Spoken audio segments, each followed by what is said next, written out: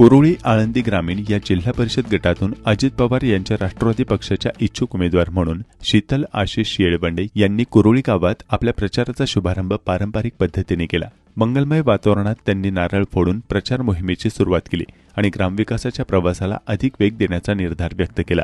या कार्यक्रमाला कुरोळी ग्रामपंचायतचे सदस्य, ज्येष्ठ नागरिक, महिला वर्ग, तरुणाई तसेच अनेक मान्यवर मोठ्या संख्येने उपस्थित होते।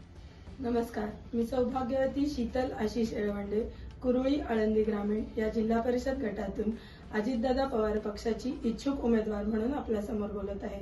आज कुरोळी गावामध्ये माझ्या प्रचाराचा नारळ नाथ महाराज मंदिरात फोडून प्रचाराची सुरुवात केली।